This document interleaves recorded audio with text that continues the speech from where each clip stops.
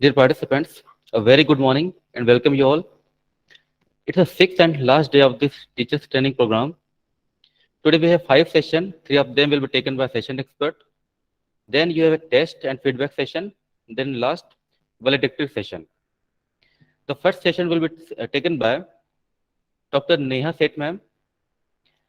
She is assistant professor at School of Commerce and Management, Central University of Rajasthan. She has organized and delivered many lectures on faculty development program. Now I would like to invite Dr. Neha Seth ma'am for her lecture on rubrics to assess laboratory work. Welcome. Over to you, ma'am. Thank you, sir, and a very good morning to all. It's a pleasure to be here with you all this morning. Indeed, a warm morning to each one of you present here. And I'm thankful to the team of this 1 week teachers training program, which is sponsored by AICTE at CSBTU, which is a joint teachers training program of 2022. And I'm thankful to the patron, Dr. K.K. Verma, who is registrar at Chhattisgarh Swami Vivekanand Technical University. I'm also thankful to the university coordinator, Dr. R.N. Khare, who is a principal at Vishwavidyalaya Engineering College there.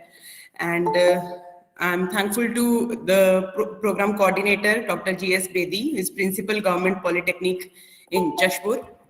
And I'm thankful to Patel Saab and Gautam Saab, who are continuously in touch with me for this program. So a very good morning to all the participants who are present here. Okay, so today we are going to discuss for the past 6 days, you are almost discussing about how teacher training is going on, what are the various assessment tools that are available. And I was looking to the program schedule that was given to me, and it was a wide discussion over rubrics. Okay. But I want to start again from the very basic thing. I would like to start from the very basic thing, that is assessment. Why we teachers are there, why we do this kind of thing, and how the traditions has been changed, what we used to do and what we are now doing. The major and drastic change which was introduced or which was rather pushed because of the pandemic we have recently seen in past 2 years. Okay, so just give me a minute. Let me share my slides with you all.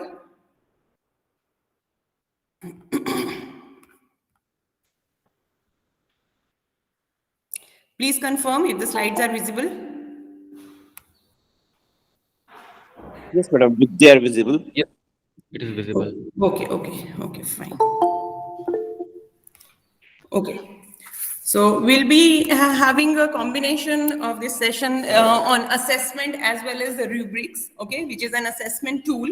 Okay, I'll be starting with the thing assessment. Okay, we are doing the whole training program was based on this assessment thing. So before going ahead or before moving ahead, I would like to have a brief idea from the participants' side that what do they understand by the term assessment so far. You can drop your messages in chat box. I just want to have the brief idea that how the flow of presentation will go ahead. So anyone?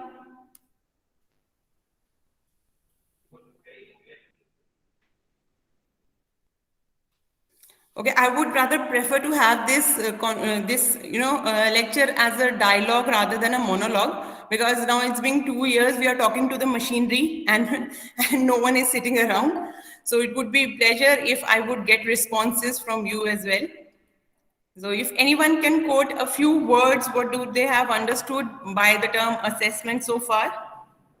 Okay, so Srinivas ji said that assessment is to know about CO and PO, okay? Anyone else?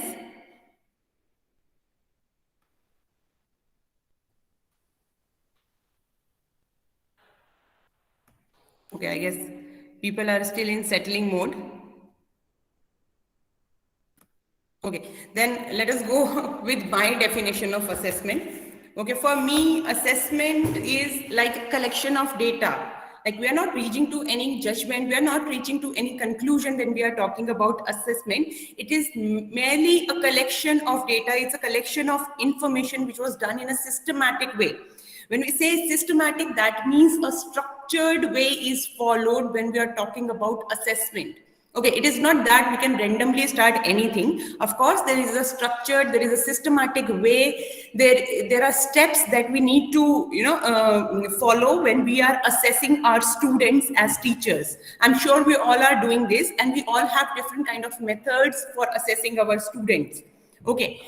Some of us, we get confused with the word assessment and evaluation. We interchangeably use the word assessment, evaluate, and evaluation, but there is a thin line difference between the assessment and evaluation.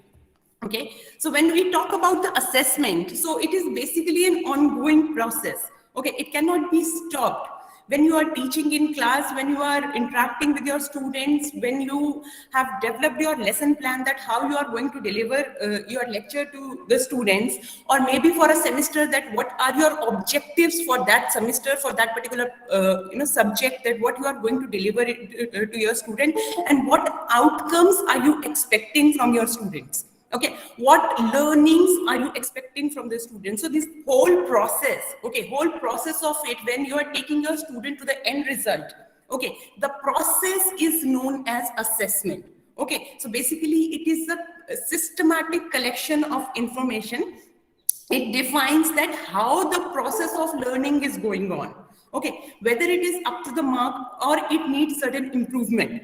Okay, how we do that? Suppose, let's take an example that if I'm teaching the chapter of inflation in class. Okay, I'm taking a very common example, which I presume that most of you can relate to.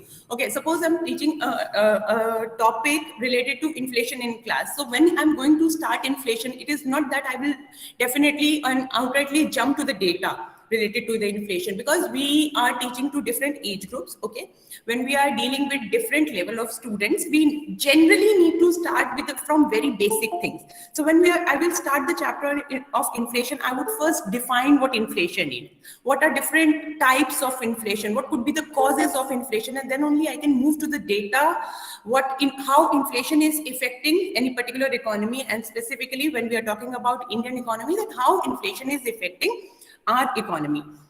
So while doing the discussion on this, once I have defined the inflation, that amongst the students that were sitting in class, I would rather ask any of them to repeat it, or what do they have understood when I have defined the term inflation. Okay, as a teacher, it will give me an idea that whether students are able to understand what I'm teaching in class. Okay, or as a teacher, do I need to change my pedagogy of teaching at that very moment? Okay, I may incorporate some examples to explain the terms to the students if they are not, as per the criteria or as per the results that I'm expecting from them. Okay, so I can change the type or the pedagogy that I'm using in class. Okay, I may incorporate more examples. Then if I'll get the satisfactory answer, and this will give me a confirmation that yes, my students have understood what do we understand by the term inflation, then I can move ahead with the causes of inflation, that what would the reasons because of which the inflation is going up, or maybe it's going down, or whatever the situation there in the market. So we may discuss different causes. Then again, amongst the student, I may ask somebody, let's say X student or Y student or Z student, that what they have understood. So it is basically a continuous process, that it is not just for one class or for one particular topic. This has to be done again and again. In our classes also, after maybe we finishes one unit or second unit, we tend to give some assignment to the students. Okay, the purpose behind this is to not judge. Okay, we are not promoting the students to the next semester or to the next grade. Rather, we are judging whether what we are teaching to them is properly understood by them or not. Okay, so the purpose behind assessment is improvement, but not the judgment. Okay, improvement could be at the end of student. Okay, how we can improve our student. It could be at the end of teacher as well. Like, if I am not satisfied, I am not able to get the answer that whether my students are able to learn what I am telling them or not, then I can improve upon my style of teaching as well. So basically, it is a two-way process. We can say that, yes, it is a teaching learning process. Teaching is perfect or learning is perfect. Then it is also a way through which we identify the weaknesses. Again, weaknesses could also be on any of the part. Okay, here two parties are involved. Any of the parties showing any kind of weakness, this is the way through which we can cover up that weakness. Okay, and it has to be done during the learning process. It cannot be done at the end. Okay, in what we do in the end is evaluation, but what we are doing continuously is the assessment. Okay, so we can improve at that point where we are feeling that something is lagging, something is missing. Okay, and it promote learning from each other also. We can promote, classroom discussion. We can go for some case study discussion in class. We may go ahead with some group discussion or brainstorming session within the students. Okay, this will help in inculcating learning from each other among the student also. There is no competition in it. We are not pushing any kind of competition amongst the students when we are assessing them. The focus is to increase the quality among the student. Okay, how they can improve the quality of learning. Okay, so basically it is an attempt to measure learning of the students. Okay, again, I'm summarizing that it is a systematic collection of information which is linked to the outcome, and the outcome is judged with the help of evaluation. Okay, here comes the role of evaluation. Basically, assessment is a process, while evaluation is the product that will come at the end after this process. That is that we have done during the assessment process. Okay, so evaluation is more related to culmination stage, or we can say the end stage. Okay, now throughout the semester, we taught our students, we have assessed them through different means. Now at the end of the semester, we may be arranging some kind of tests. Okay, maybe end term exams, or we may also call it final exams. So those exams through which we are going to judge the students that what was his or her learning throughout the semester. Those exams are our evaluation process. It is there, it is a judgmental process. It has the score, maybe we can say marks or percentage, based on which we judge the students' understanding of the concept that we have taught, or the subjects that we have taught them throughout the semester. Okay, and of course, evaluation inculcate competition among the students. Here, the students compete with each other. Okay, who will come first, who will be second, and now the relative marking is done in most of the universities and institutions. Okay, so we have that CGPA, SGPA system. Okay, so it is basically done to judge the quality, to inculcate the competition, and at the end we are able to produce those employable students, or we can say for us these are the products, that employable products who are going to contribute to our economy. Okay, so this is what my understanding about the assessment. Okay, so see, this is a teacher who is trying to judge. Okay, she is trying to assess her student. So she may use different activities, or she may use different ways through which she can judge the student. She can use observation method. She can give different type of activities to the student. She can organize quiz at small interval of time through which she is judging the student, and she is improving her student as and when required. Okay, so that means she is doing the assessment. But when it comes to the final examination, okay, obviously the form of report card, will get the form of mark sheet, will make you eligible at the end of that particular course that you are doing, will be judged with the help of the evaluation process. Okay. Now, this teacher is evaluating the student. Okay, the written exam is given to her. She is continuously observing the student at this moment also. Okay, she is giving different type of assignments in the classes, and she is seeing that how the students are actually responding to it, how students are getting involved into it. Okay, so things are changed. Remember, when we were in school, we have those unit tests. We used to give those midterm exams, which are known as half-yearly exams. Then we have to face the final exams. But now have changed. It is transformed into this continuous assessment process. Okay, it is not like that at the end of the semester you have to write exam and you will be judged on the based on that. Even the top-notch industries or top-notch companies have also declared that they don't need mark sheets anymore. They need skills. Okay, they need people with people who are possessing skills. They're hardly bothered whether these people are carrying a proper mark sheet or not. But if you are possessing those skills, you are employable, you are contributing to this company's development, then yes, you can be hired for that particular service. Okay, so this is how the teacher is doing her assessment and evaluation process. Okay. Then I've briefly defined what is the purpose behind the assessment, why we actually need to do assessment. We can also, we can only observe and go ahead at the end of the semester and mark how the performance of the student was during the semester. But now since I've just now mentioned, the time has changed, the transformation was happening. Okay, and we have the evidence of the major transformation, which is known as the digital transformation that we are facing. Okay, this generation, I mean, we are the one who are actually facing the major changes, because I can say the generation just before us, like our parents, they are the one who are fighting for the survivals. They are looking for, their jobs, or they are always trying to meet the basic necessities or the basic, requirement that need to be fulfilled. Which can lead to their survival. In the generation before that, they have seen different type of wars. Okay, they have seen those independence wars. There are a number of wars they have seen.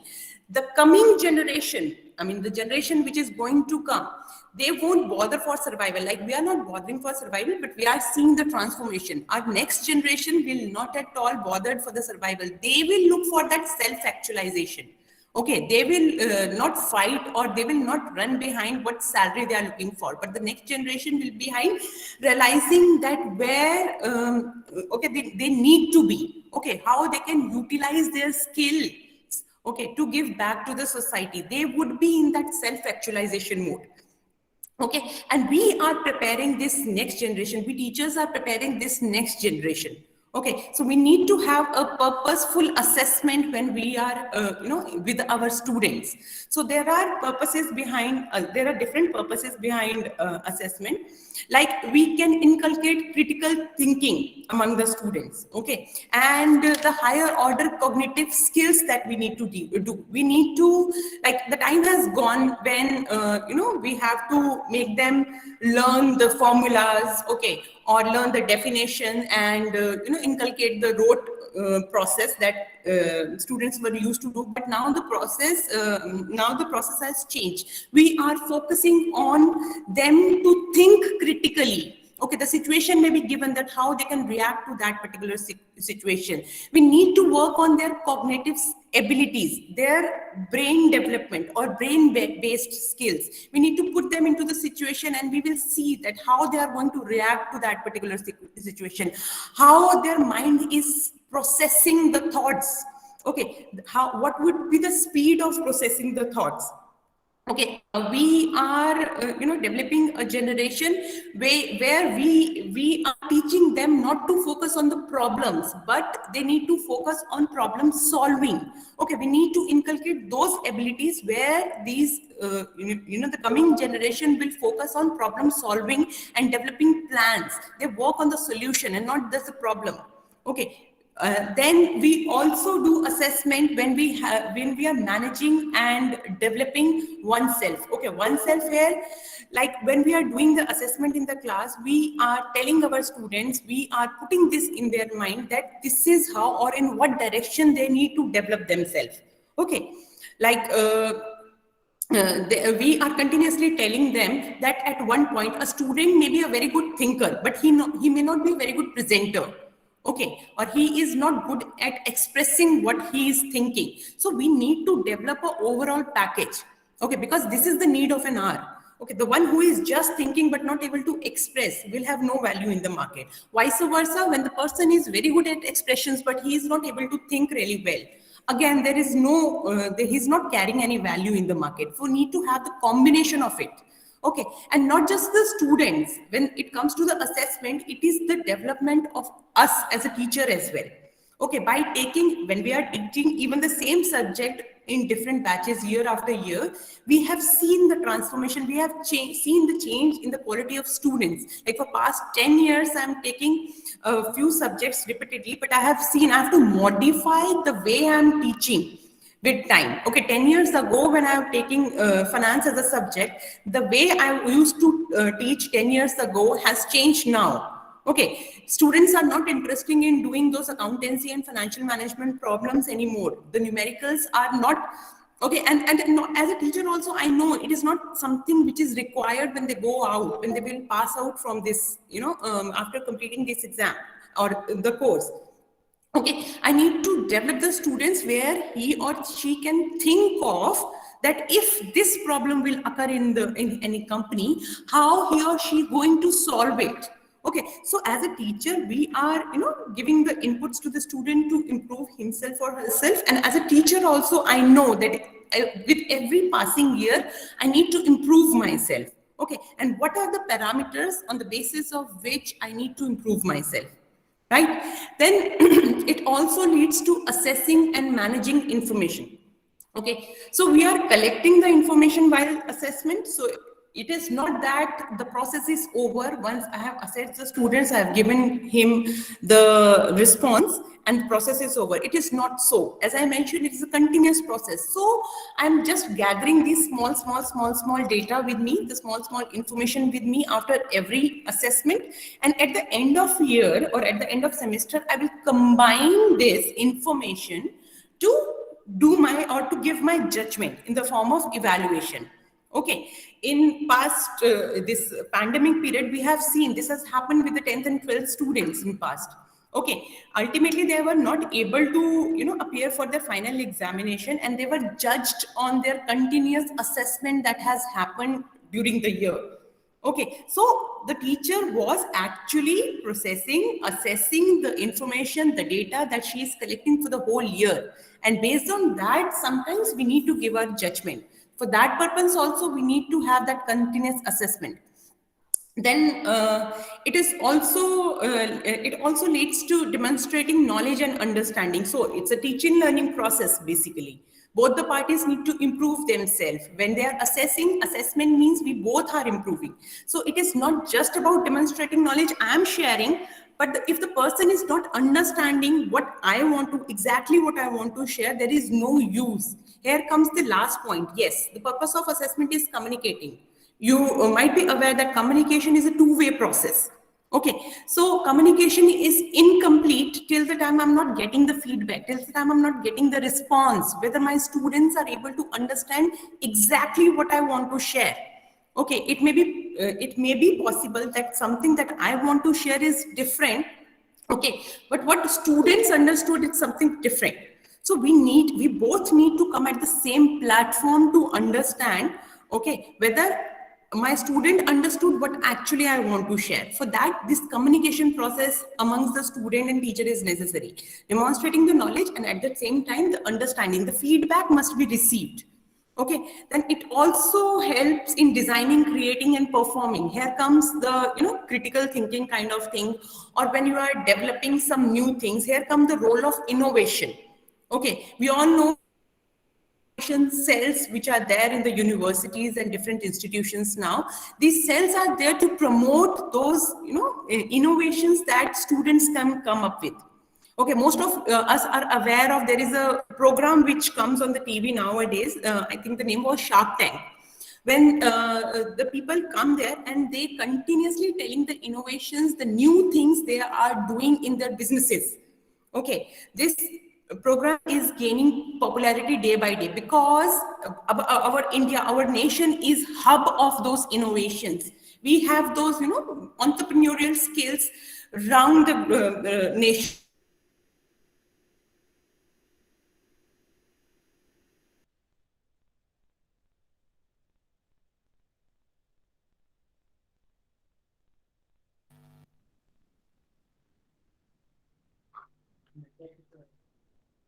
Am I audible?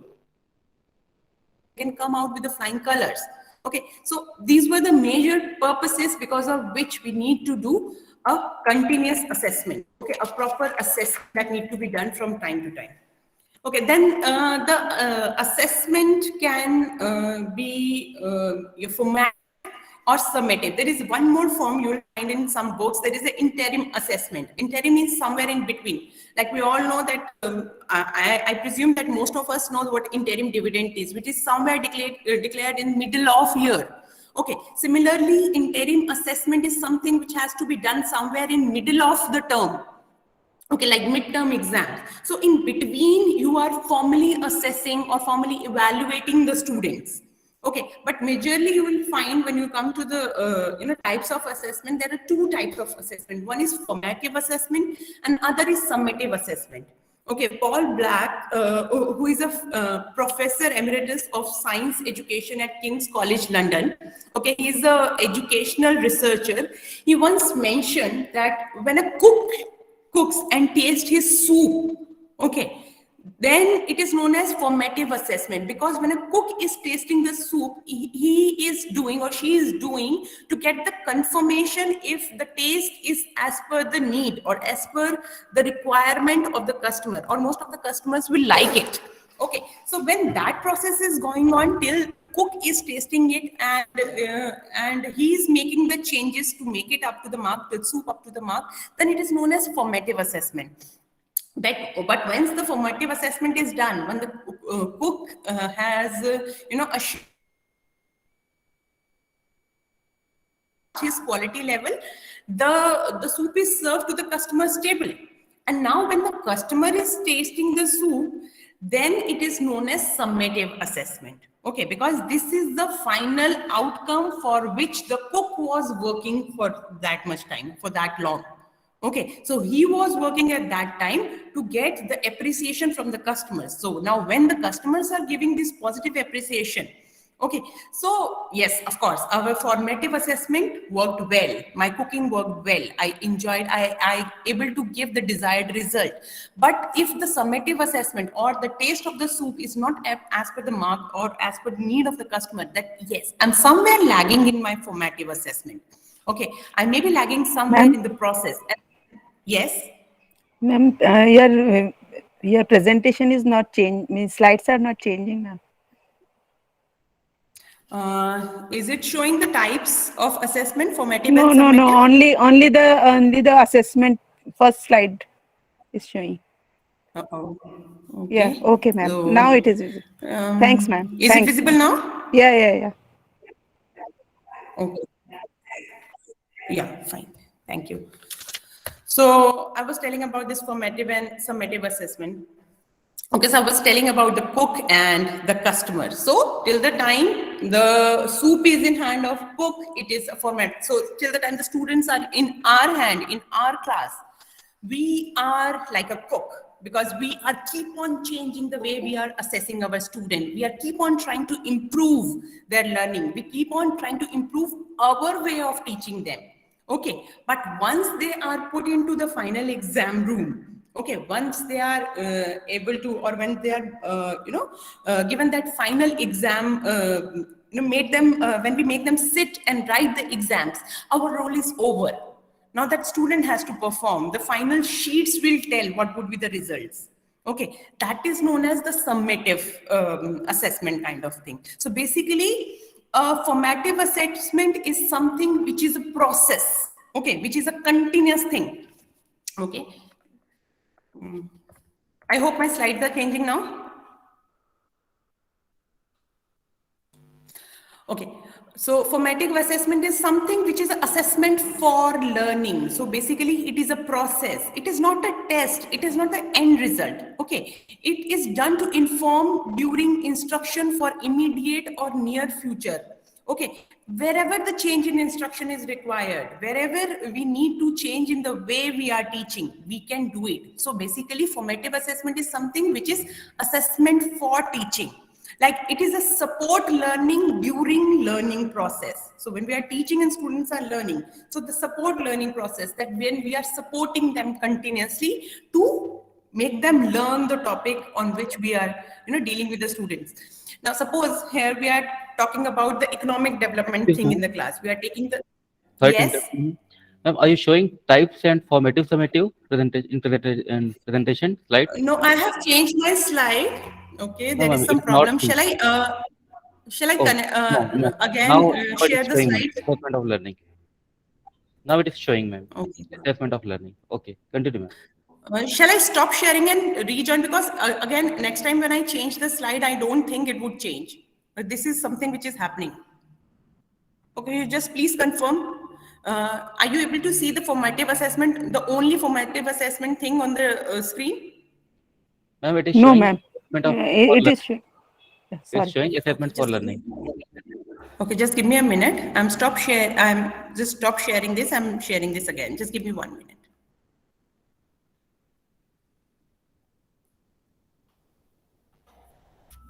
Okay.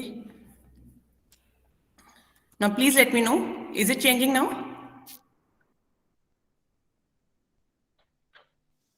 No, Ma'am, madam. it is showing formative assessment. Now you are able to see some pictures? No? No, ma'am. No, ma'am. Okay. Then now you're able to Yes, see yes. if I'm not. Okay. So Yes, I'm yes. keeping Now it it like is this showing. only. Maybe the font is little small, so you can ask me wherever you face any problem. I'm not putting it in, presentation mode. Okay. So I'm keeping it like this only. Is it Okay. Okay. okay? Yes, ma'am. Okay. So I was talking about formative assessment, where I was telling that it is assessment for learning. Okay. Now it may be an informal way of evaluating. We call it an informal way of evaluating, where we are inculcating discussion, or maybe we are answering asking the short questions from the students. Okay, wherein I ask them to answer and tell me, okay, whether they are able to understand or not. And the frequency of this kind of assessment is continuous. We have to do it. Okay. The purpose behind this formative assessment is to have that improved learning. Okay. They need to, we want our students to keep on improving. And at the end, we need to understand the strength and weaknesses, okay, what are there in the students, and we can work on the weaknesses that the students are facing at the moment. Okay, on the other hand, it also helps in improving the teaching. I was telling this example, sorry. I was telling about, suppose I'm teaching the topic economic development in the class. And for that also, I need to tell them what the economic development we actually mean by this particular term. What are the different, types of economic developments that are available? What are the features? What are the factors? Okay, now once I have explained one thing, suppose I have explained the features. Now again, I'll start asking my students whether they have understood it or not. So that means I'm doing the assessment for the purpose of learning. But when it comes to the summative assessment, it is assessment to learning. Okay, what you have learned, okay, and on based of that, I am going to assess my students. So it is like a exit ticket. Okay, it is like a report card thing, like I will give a green light or a red light to the student based on my summative assessment. Okay, it is a formal way of assessment, maybe the end term exam or midterm exams, or small unit tests that you may be taking maybe on monthly basis, or maybe after every 2 months, or whatever criteria your colleges or your universities are following. But the purpose behind this is ultimately judgment. Okay, when we are judging our student based on that, we are giving them that exit ticket, that now you are graduated, now you can exit, now you can go ahead and face the world. Okay, this I want to show you through my slides. When I have made this, when the student is within the class, he is just bothered about what all his achievements are. Now he is able to actually face the world, whether he has achieved whatever that was taught in the class. Okay, he is happy with it.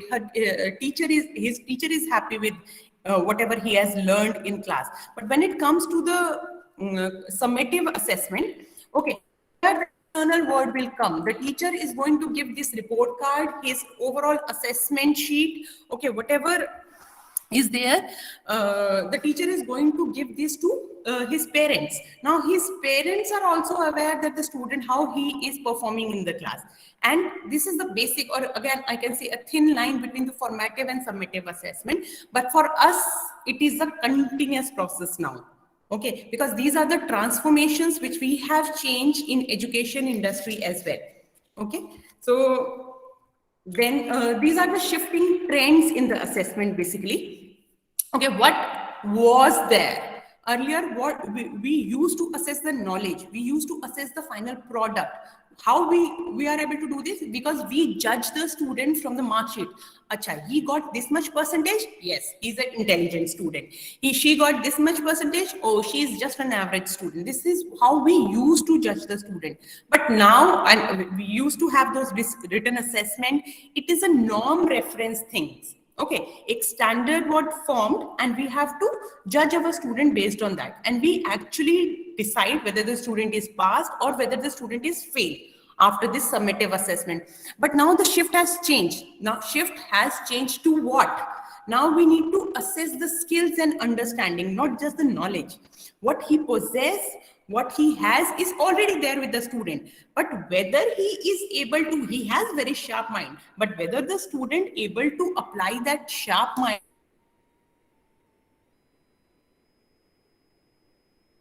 Okay, now we are not assessing the product, we are not assessing the mark sheets, now we are assessing the process. Okay, we are not really concerned with what the mark sheet are showing, but we are actually concerned with how the student is going to solve the problem.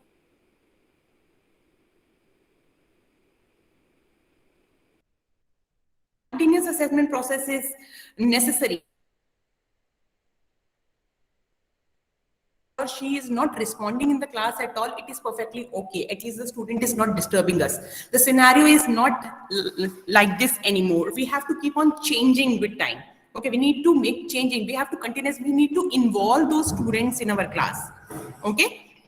Now the things are criteria based. Okay, we need to have different criterias based on which we judge our student, based on which we see that how our students are responding.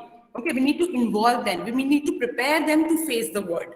Okay, then there are certain qualities that we need to see. Okay, we need to check whether our assessment has or not to make it a good assessment or an average or a fair assessment. Okay.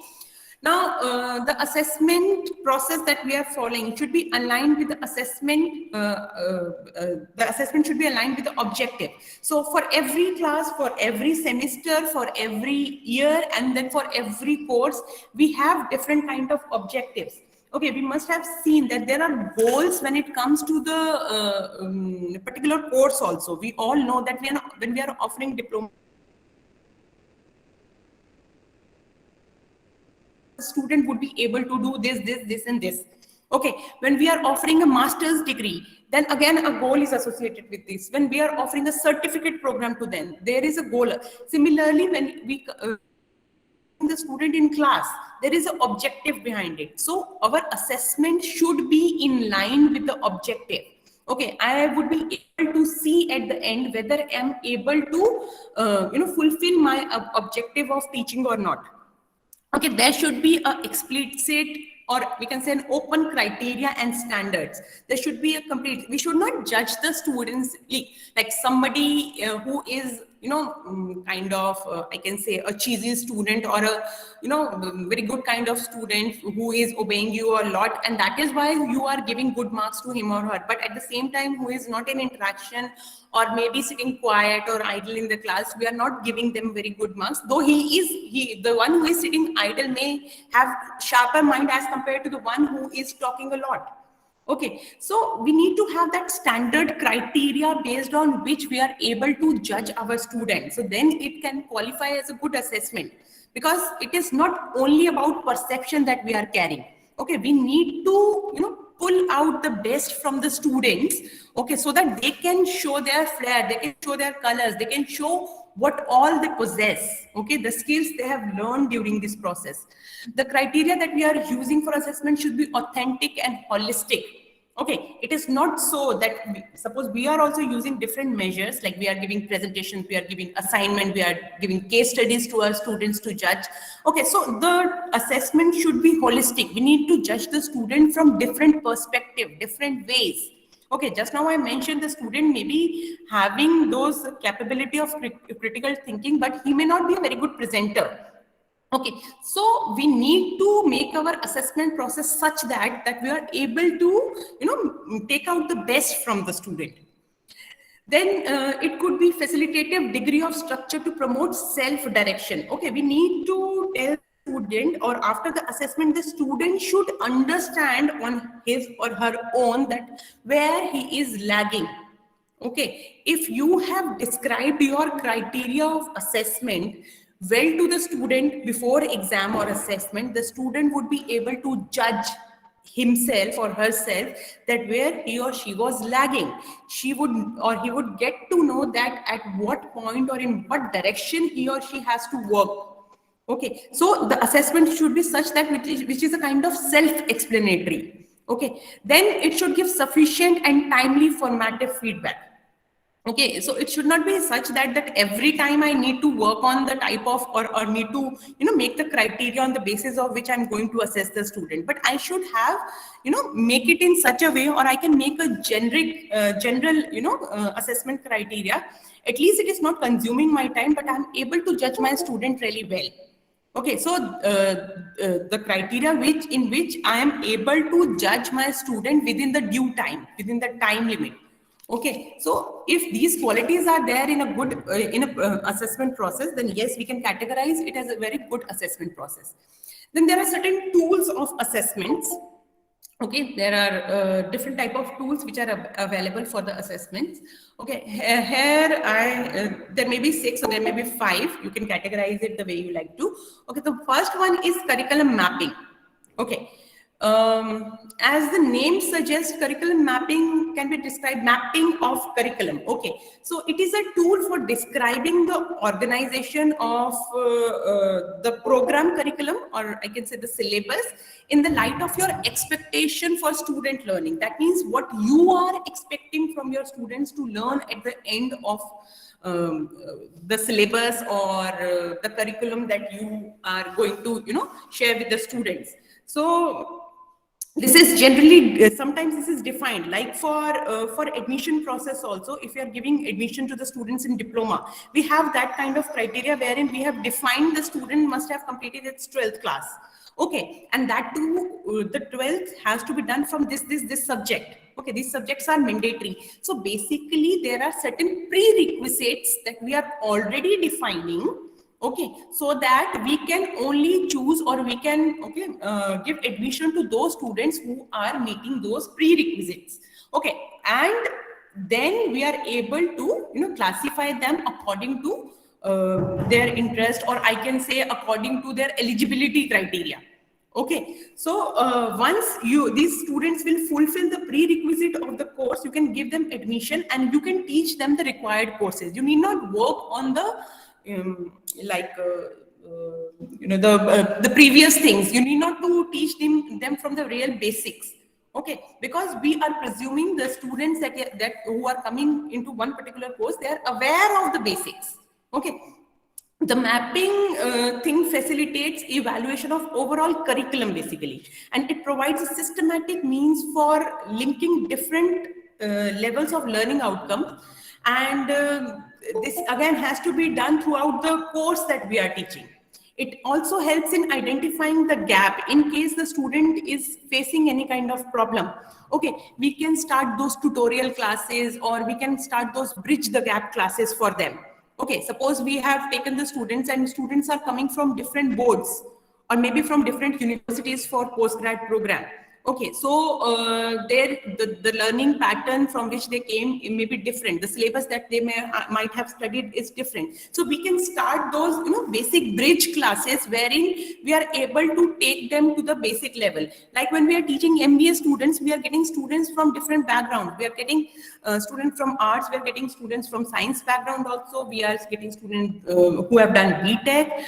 Okay, we are getting students from the commerce background also, but we need to take all of them at the same level. Okay, so sometimes we need to organize those bridge classes. Okay, suppose we are teaching financial management or accountancy in the class, and the student who is from arts background, he's not aware of, or he has never ever studied this particular subject. Okay, for that we need to arrange those bridge classes. Okay, we need to arrange those tutorial classes wherein we can take up all the students at same platform.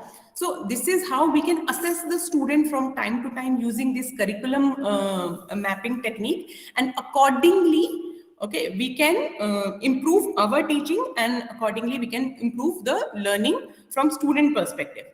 Then the next tool is a focus group. Okay, as the name suggests, it is a group. Okay, it may be a group of a small group of students that we form in a class. It may be 6 to 10 students that we take up and make a group. And then what we can do, we can give them a problem. Okay, or we can give them a set of questions, and we will give them a very comfortable environment.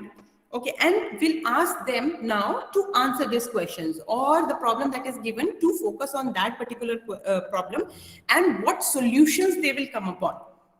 Okay, again, this is an exercise. You have already taught the concept in the class. This is again an exercise that how students are performing as a team.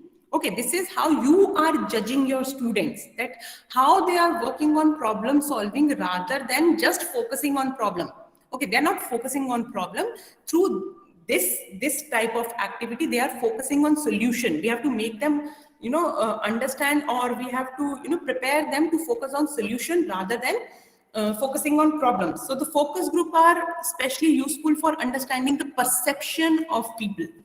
Okay, when a new ideas are there, a new information is there, through this type of, or through this tool, we can actually bring those skills that are there in the students. Okay, we can have this in a very structured form again also. So we may have certain moderators. Okay, those are there to guide the groups. If they are going off track, these moderators can bring them back to the topic. Okay, sometimes it's happen when you are given a topic which has very hot time, that may lead to hot discussion. Then the moderator should be there to take them back to the track or to the topic which was given to them. So this is also a way through which a teacher is assessing the students, by forming these small groups which are known as focus groups. Then a thing which is known as portfolios. Okay, in a very simple term, or in a financial term, if I will say that, then the portfolio is a set of securities, okay, which are brought together, which are kept together in order to distribute the risk. Okay, so there is a bag, you have different things in that bag, and that bag forms a portfolio. Okay, similar thing is applicable in the case of assessment also. Okay, teacher is carrying that bag. She is giving different, objects in the form of assessment to the students. Now, students are submitting this back to the teacher. Okay, now teacher has that bag in which she is having different ways or different, criteria based on which the teacher has judged the student. Okay, which is a student's portfolio. Okay, now teacher will judge. It may possible that the student has performed really well in assessment 1 and assessment 2, but he is not able to perform really well in assessment 3 and 4. So basically, we will do the average of it to see the overall performance of the student. Okay, so for some disciplines, or maybe for some classes, test papers are not adequate way of judging them, especially when it comes to performing arts. Okay, and especially when it comes to the laboratory work. So some student is continuously doing the experiment, but he is not able to reach to the conclusion. He is not able to get the desired results. Okay, similarly, if somebody is performing, okay, maybe some dance or maybe some other activity, art and craft related activities, it's difficult to judge it. The same painting may be good for you or eye-catching for you, but it may not be good for me. Okay, so for that very purpose, this portfolio kind of thing is developed, or a group of assessments are there in this portfolio based on which we able to assess our students. Okay, then another is structured interviews or surveys. Okay, as the name suggests, interviews. From time to time, we can,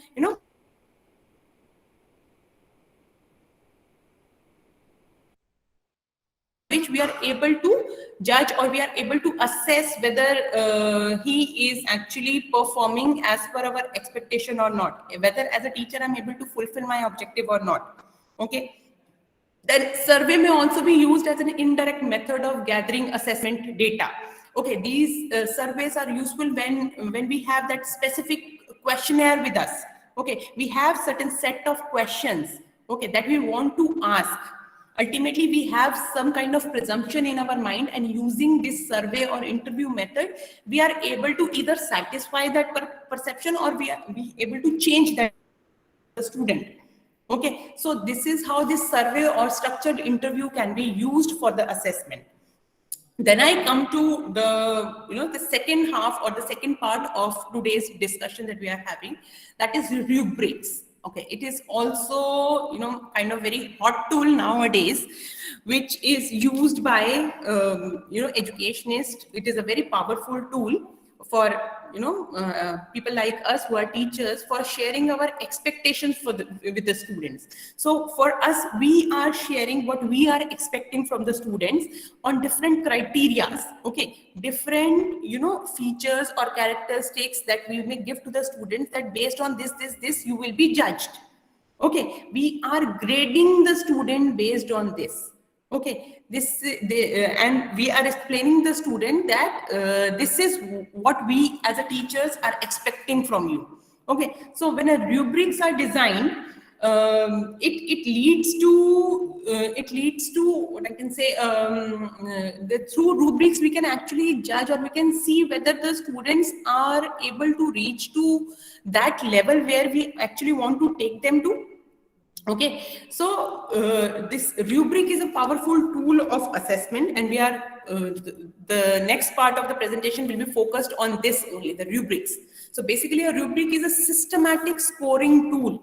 Okay, this is a one which is a systematic. Again, there is a set pattern based on which we are scoring the student's performance. We are evaluating him or her based on this. So it is an evaluation tool that describes the quality of work, okay, on a range from excellent to poor. So we define the range, okay, and we give the feedback also this way when we are categorizing it, or we are giving 1 2 3 4 5 number, where 1 is the poor and 5 is the excellent. We describe it in this way. Similarly, this is what we do with the student when it comes to the assessment.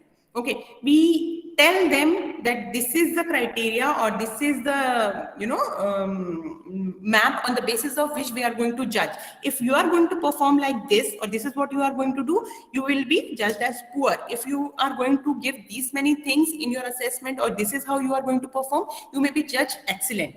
Okay, we need to define it each and every step. Then when the student will be defined as poor, when fair, when average, when good, or when excellent. Okay. Then there are certain specific characteristics of performance are detailed for all quality levels. Okay, we need to characterize all quality levels when we are defining a rubric.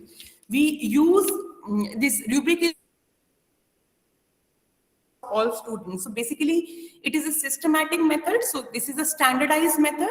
So and it is given to all the students. So basically, all the students are judged on the same parameters. Okay, so there will be no discrepancy in this. Okay, if it is designed really well. Okay, so that is why we can say that rubric is a very effective tool. Okay, it is a scoring rubric is an attempt to communicate expectation of quality around the task. So it is not so that student has done the task, he is done with it and finished. Okay, we tell them that how and why quality is important, and where and how you will be judged if you based on the quality of work that you are going to submit. Okay, that you are going to give back to the in assessment to your teacher. Okay, then rubric is a guide listing specific criteria for grading or scoring different things. It may be academic papers, it may be tests, it may be presentations, it may be your lab work or anything. Okay, so again, like assessment has certain characteristics, a good rubric should also have certain characteristics. Like it will do what you want them to, it will assess what you want this rubrics to. Okay, so you can design your own type of rubrics. Okay, you can design whatever you want as from the students. Okay, you can give these expectation to the students, and you will be able to judge the students on the platform on the which you want to judge them. Like when we are talking about the laboratory work, there are different things. Like first of all, how the student is coming to the lab, whether he is coming on time or not. Okay, whether he is wearing the proper attire when he is coming to the lab or not. How he is handling the apparatus, how he is handling the devices which are there in the laboratory. While how carefully he is performing the experiments in the lab. Then while leaving, whether he is cleaning the portion or he is cleaning the table properly or not. Okay, how he has rearranged the devices that he has used. So you can use these criterias when you are judging the students in lab work as well. Okay, whether now these rubrics are pleasing to look at, are whether these are easy on eyes or not. Sometimes we tend to put so many characteristics or so many criterias in the rubrics. As a teacher also, it is difficult for me to judge where should I put this student. Ultimately, the maximum marks that I can give to the student is 100%. I cannot go beyond that. Okay, but it should not be scattered in such a way that as a teacher also, I will get confused that where I need to put the student performance on this rubric. Okay, then whether the rubrics are reliable, valid, fair, and completely connected to what you are assessing. So it should not be done whether I am giving you the rubric for the presentation and you are using it for the lab work. Okay, I'm giving you rubric for the lab work and you are assessing a research paper based on the rubric.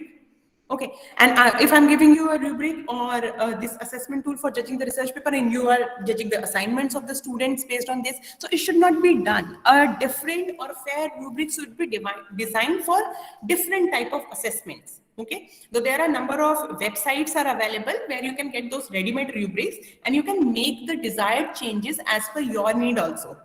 So everybody should understand the same thing when they read it. Okay, but they can still be little scary. Okay, so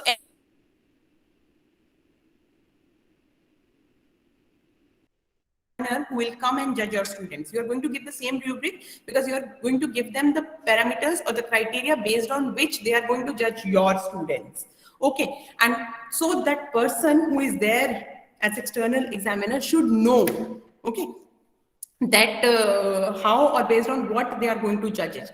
Then your students should also know this pretty well. They should also understand that how this external examiner is going to judge me. Okay, so this rubric should be prepared or made in such a way that everybody should understand it. Okay, then there are certain steps that we need to follow when we are designing rubric. The first one is to identify, I'll go a little fast because I think we are short of time. We should identify the learning goal first, the purpose for which we are designing the rubrics. As I just now mentioned, we have number of, type of assessments or things that we need to assess, and we need to have a different rubric for every type of assessment. Okay, or every activity that we need to assess.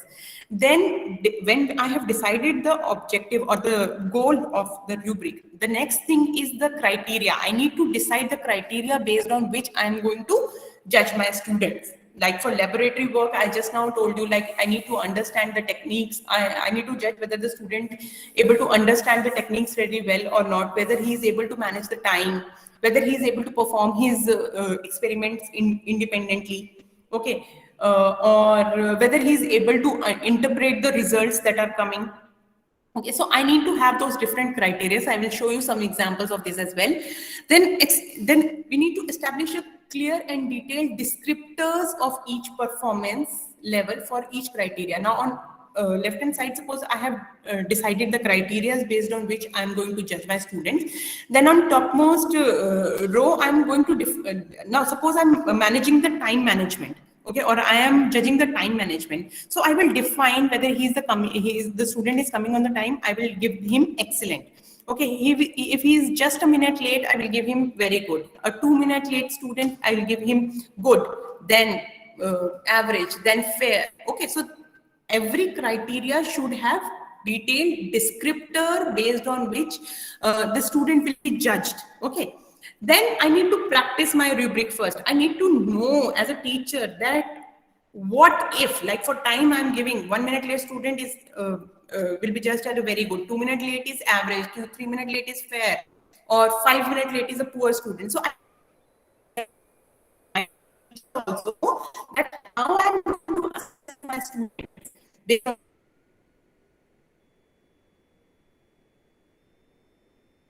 the criteria and based on the descriptors.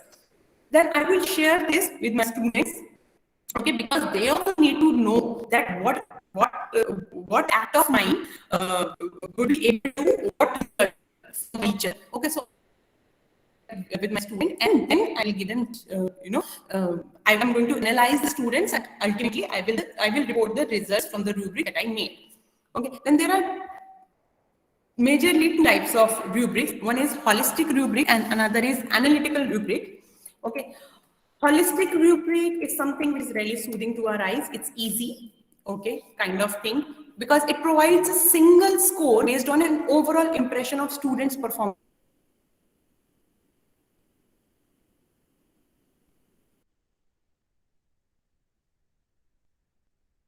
End of every session, you must be getting a feedback form.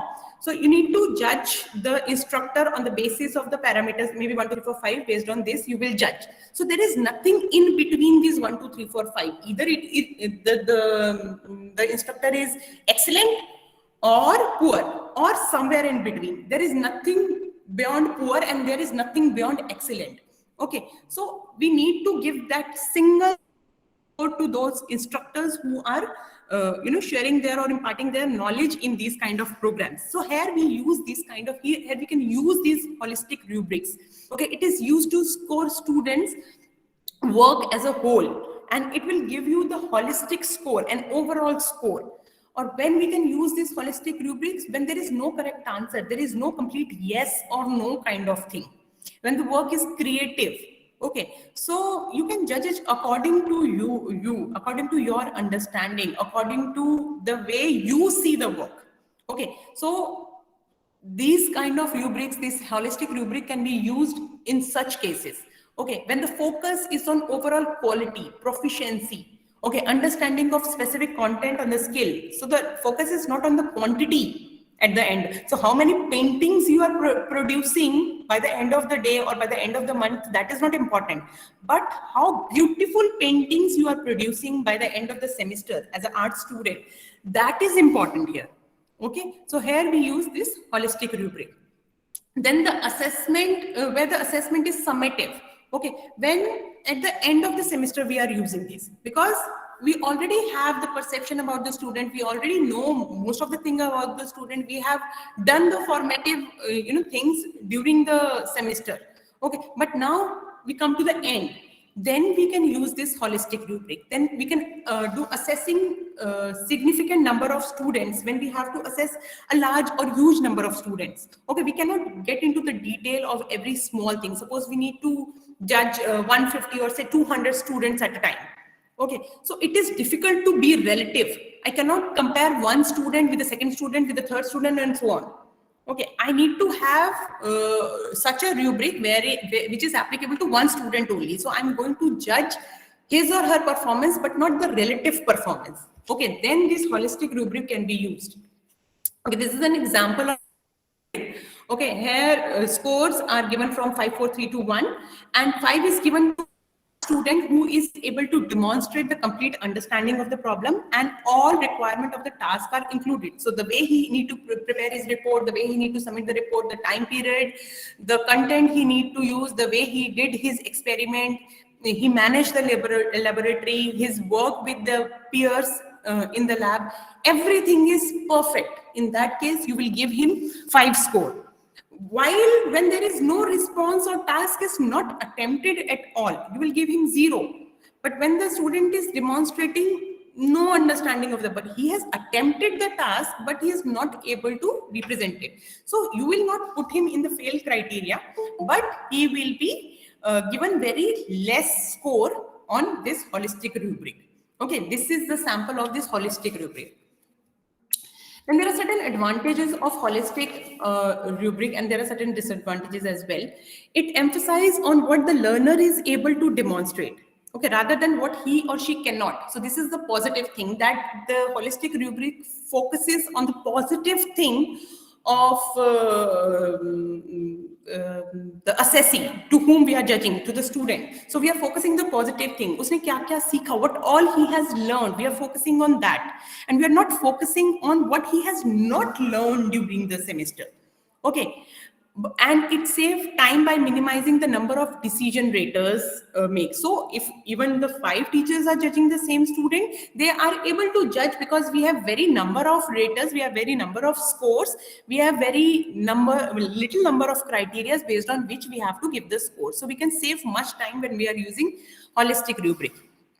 Okay, then there are certain disadvantages also, like it does not provide specific feedback for improvement. Since we are not judging the negative part of it, negative part of assessment, we are not talking about what the student is lagging in. It is difficult for us to tell the feedback to the students that where he or she should improve. Okay, now when the student is at varying levels, difficult to select the single best description. So it happens in the case of laboratory work. Okay, the student is continuously trying the same.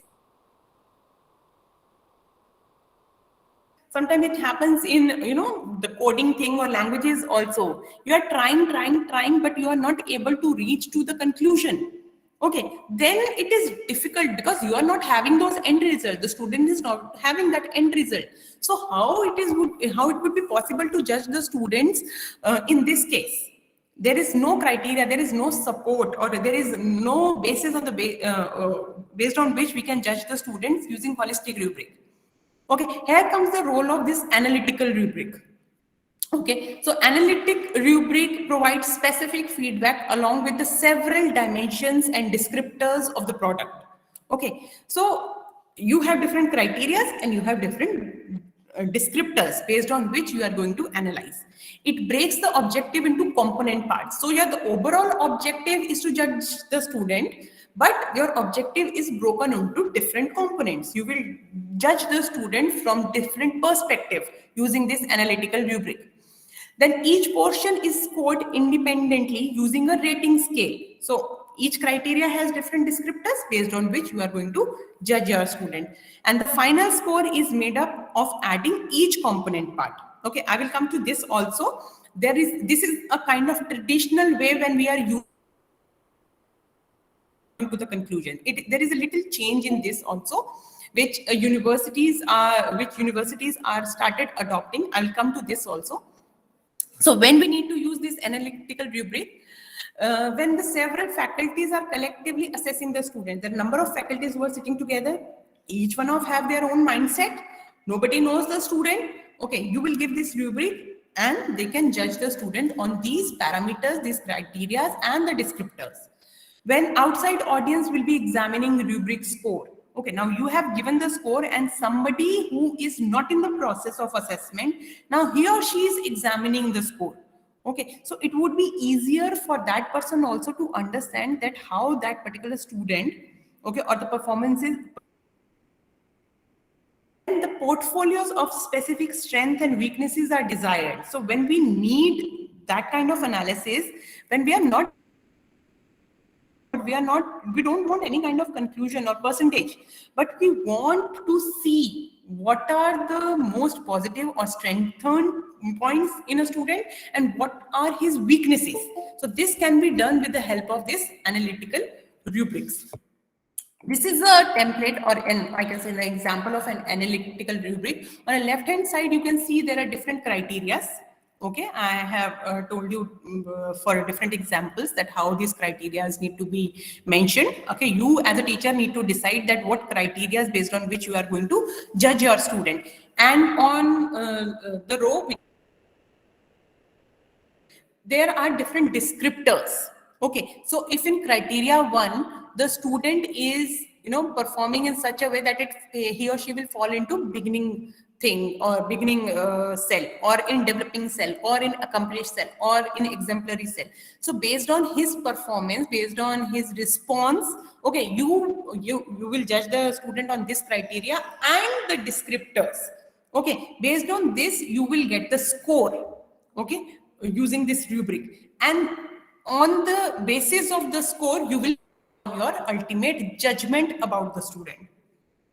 Okay, Then again, there are certain advantages of analytical and rubrics, and there are certain disadvantages also. It provides you useful feedback on the area of strength and weaknesses, which is most important nowadays, because as I mentioned in the beginning, we are not focusing on mark sheets anymore. Okay, especially when these corona batches are passing out, they are facing this thing. So they are getting very good marks on the mark sheet, but they are not able to perform really well because they never had this hands-on experience. Okay, they have never been to the classes, they have never seen the reality. Okay, the same thing is happening for the students which are which are at school level as well. Okay, but now when you need to judge the students on the strengths and weaknesses, this analytical rubric is something which is very helpful. Okay, based on this, you can judge what are the strengths of the students and what are the weaknesses. Okay, then the criterion can be weighted to reflect the relative importance of each dimension. So you can have, based on your importance or your need, you can see the criteria which is important for you. Okay, suppose the student is good in time management, he is able to do his work independently. These are the two criteria, and he is able to perform really well in these two criteria.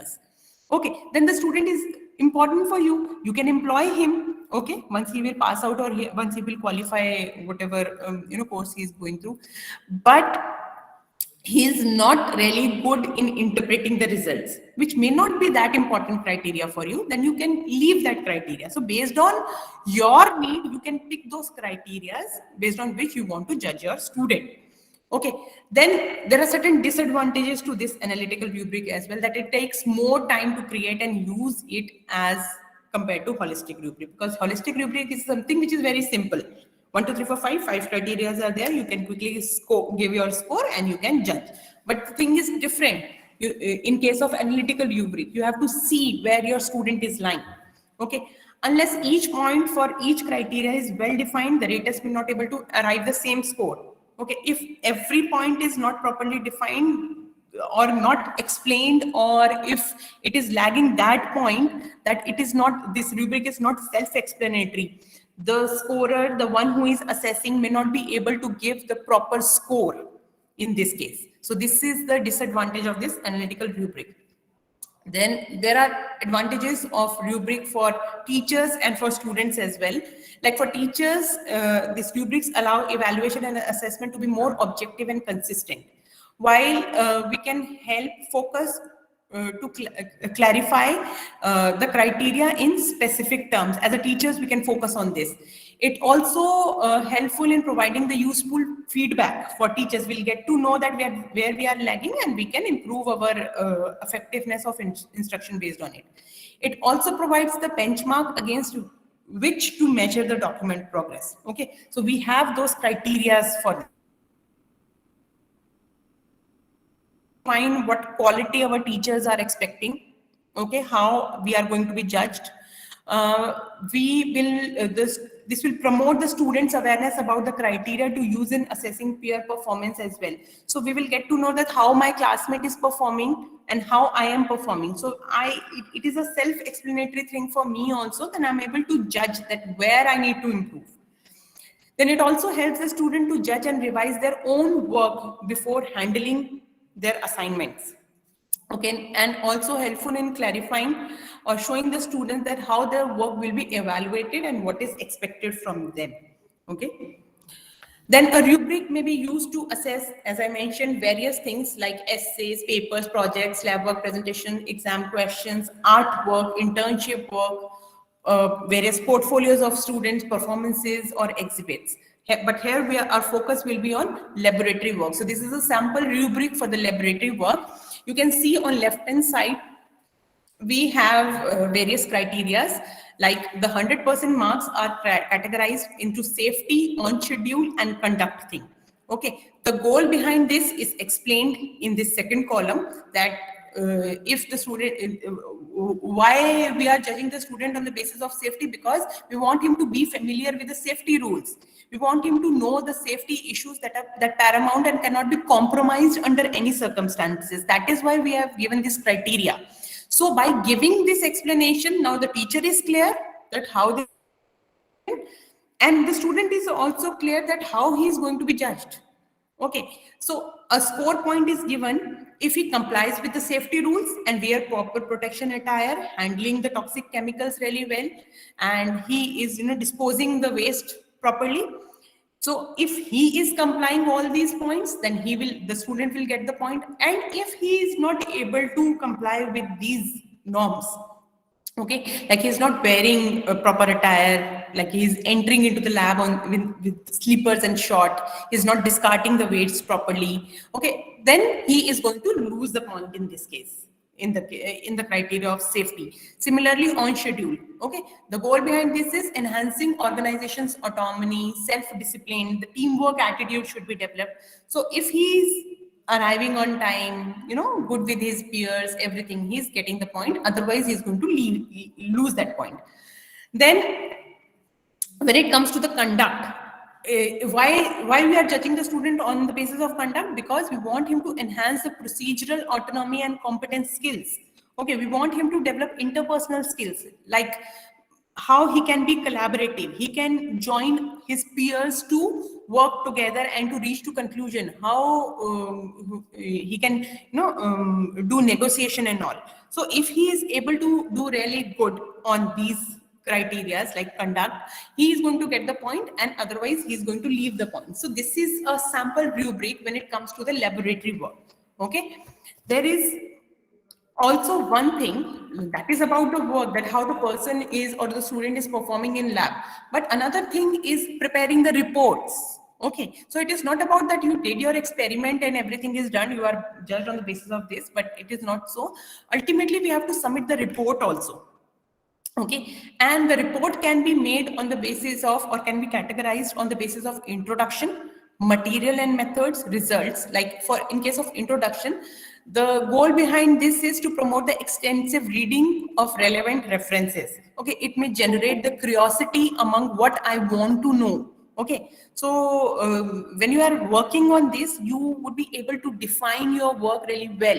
You would be able to correlate known knowledge to the known unknown area. Basically, you are finding the gap. Okay, what has been done earlier, which is known to everyone, and what area is still unexplored. So there is a gap between these two, and you can work on that gap. Okay, if you are able to meet these goals, you will get a score. Otherwise, you may lose it. Similarly, how you are handling the material, how you are following the methods, based on this, you are going to get score, or you are going to lose your score. Then the results after the experiment, what are your learnings, what are the results, what kind of standards that you have followed while performing your experiments, whether you are doing it in original, or you are just copying the method from somebody else. Okay, so your results will be judged on these criteria. So these are the desired outcomes, or I guess the goals when we are judging the results. If you are able to meet this criteria, you will get a score. Otherwise, you are going to lose the score. So it makes 10 plus 5, 15 plus 5, 55% of laboratory report. And this is remaining 45%, which defines the discussion. So when you are submitting your report, how well you are giving your results, how properly you are able to interpret the results, and how clearly you able to present your results. It should be presented in such a way that if a layman or a next person or anybody in future is going to open the report, at least he or she should be able to understand the results or the outcomes of the experiment that you did. Okay, again, if you are able to meet these goals, you will score a point. Otherwise, you may lose a point. Okay, and then others, or now whatever left in the first 95% criteria may be covered under this. Like a paper must be presentable. You might be working on a paper that is outcome of this laboratory work. Okay, it may encourage creativity. Okay, so whether you are able to meet it, whether your work is able to justify these outcomes. Okay, if the answer is yes, you will score a point. If the answer is no, you're going to lose a point. Okay, so this is how a rubric can be designed for laboratory work reports. Okay, then there is another kind of rubric which is used for laboratory work. Again, on left hand side you can see the criteria in which give 5% for the title, 15% for the introduction and objective. For material methods, you have 20%.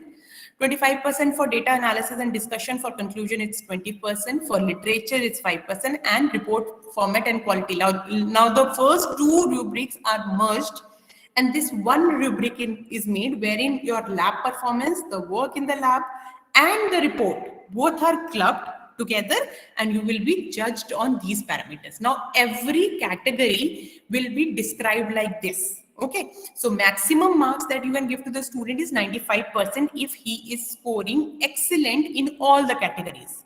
Okay, if it is going to be distributed, like in one category he is excellent, in some he is good, in some he is fair, in some he is poor. So this is how you are going to judge your lab work, the students' lab work, based on these categories and these descriptors.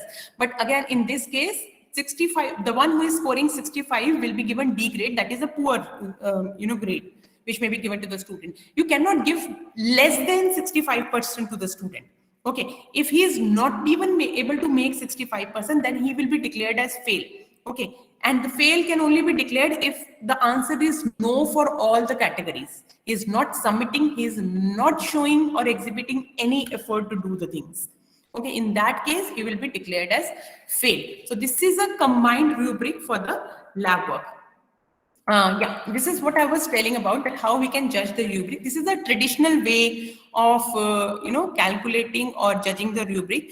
When, like, see, in the first category on the left hand side, when we are talking about knowledge and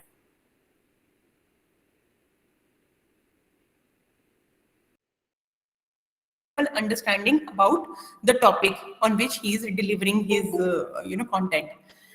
Then when it comes to the thinking process, we understood that he has a moderate understanding about the concept. Then we gave him 2 scores in this case. Similarly, in terms of communication, we give him 3 scores.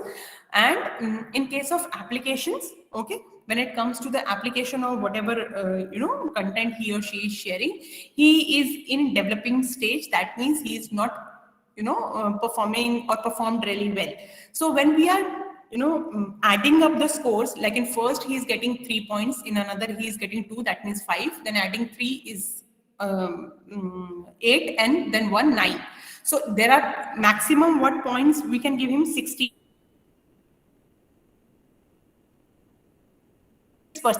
But this is the wrong way of calculating rubric. This one is the right way of calculating rubric. Like in first, just give me a minute. Okay, in first case, like in this case, what we have to do, we have to give certain percentage to every level. Like in this case, we have given like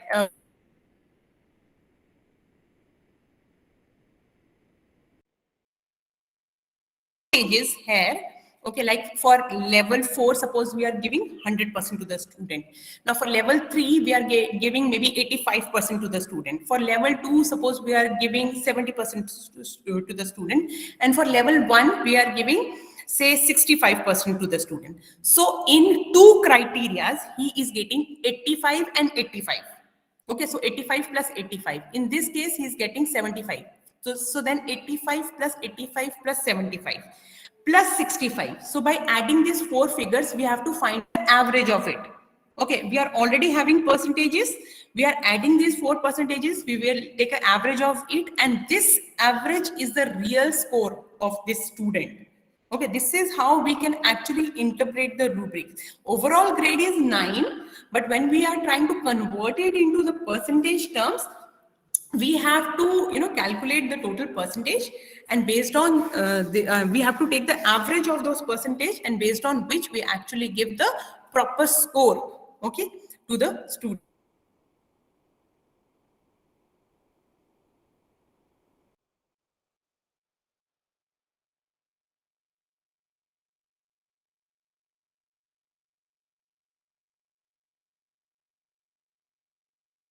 Into different assignments, okay. Then we need to leverage rubric to manage our time. Okay, we need to sometimes understand, we need to give some relaxation at times to save our time. We cannot get into the details. So for this purpose, we can use holistic rubrics. Okay, then we may be prepared to, we may be actually prepared to revise our rubric whenever the need arises. Okay, so that is all about rubrics and assessment from my side. If you have any question, you may please ask. And that is all from my side.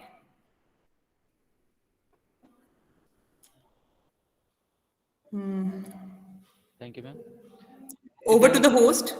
Yeah. Thank you, ma'am. Is there any question from participant side?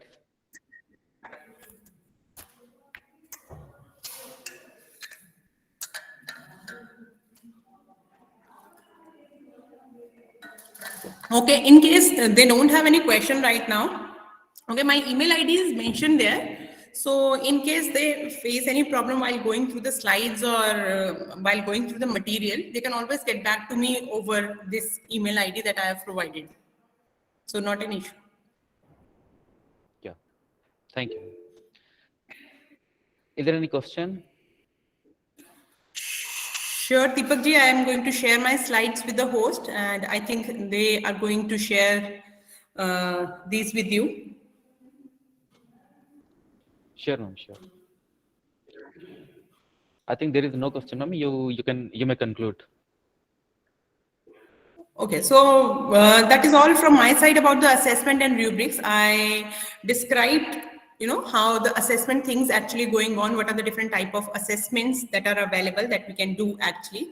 And we have also seen that how this is different from evaluation.